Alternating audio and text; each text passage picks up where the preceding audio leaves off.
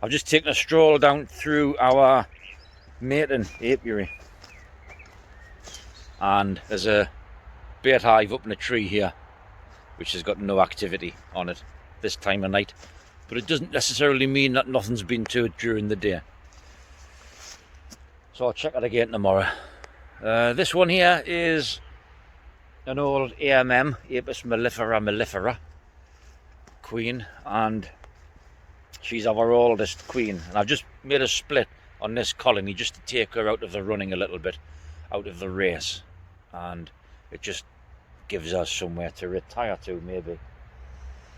This one here is a little small runty cell that was in a split that we made up on our farm apiary, and there was two nice queen cells that the bees drew out, and this one was drawn out or still open by the time the other two were sealed. So they have sealed this one, and it was a little bit small, and I thought I'm going to do something with it. I can't just leave it.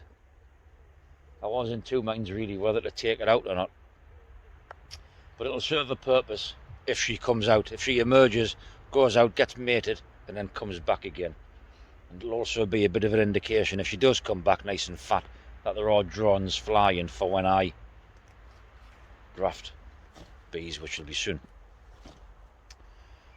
Now, on our allotment we had a colony that on our first inspection coming out of winter, we found 3 big fat spiders in the bottom, and it was all sort of drawn out with webs on the bottom of the frames, and I think they have been feeding on the bees, those spiders, and the queen was lost as well. Now I know she hasn't swarmed because of the size of the colony, the bees that were left, and it was just too early. This was in March.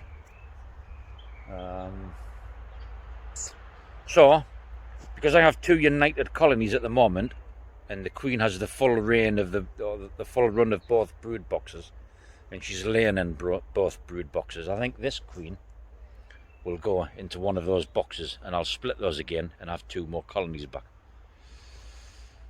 This one is my intended cell builder for when I graft larvae.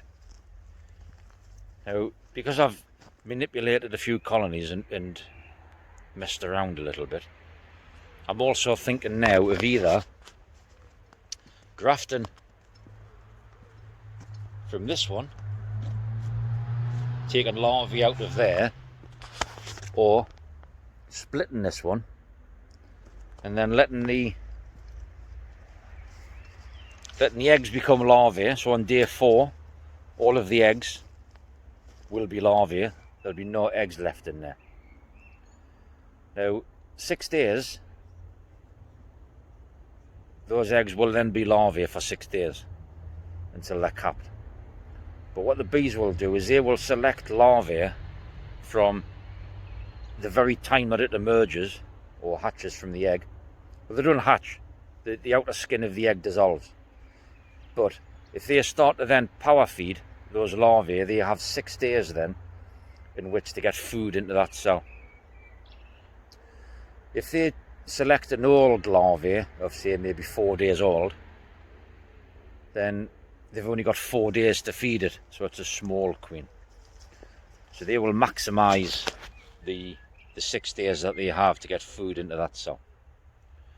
What I'll then do is I'll take all those cells out so that they don't have a queen. And then because they then don't have a queen, if I split this and take the queen out, they will want the queen. So if I split it and put a small nucleus colony here, a little nucleus box here, with the queen in, she'll be laying eggs in that box. All the foragers, all the flying bees will come back into this box because that's where they are now, which will leave nurse bees in here and the queen laying eggs. So the nurse bees will then think, well, some of us need to go out and get some food. So there'll be a role change inside that box. Now, there will be bees emerging as well, so there will be a progression of jobs in the colony, in the nest. But she'll be laying eggs. Now, if I take just hatched eggs, which are then just larvae, 1-day old larvae, and put them into small little cells, I'll then put all of those cells into this box again, because they don't have a queen, and they will want all of those cells to be a queen. So they will power feed those cells, and then they will close them off.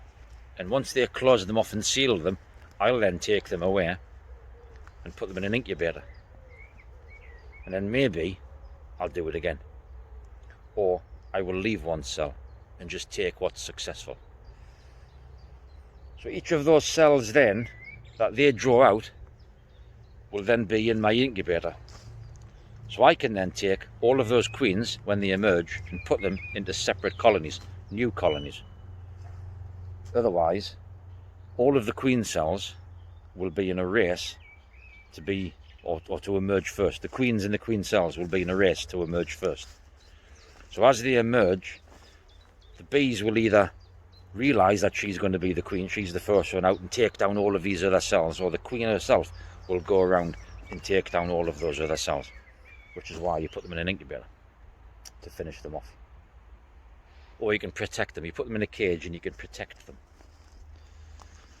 So my plan, I think, is to split this colony tomorrow, put them into a little small nucleus colony just behind, let the flying bees fly, leave, come back, and they'll go back into this one because they know where they live.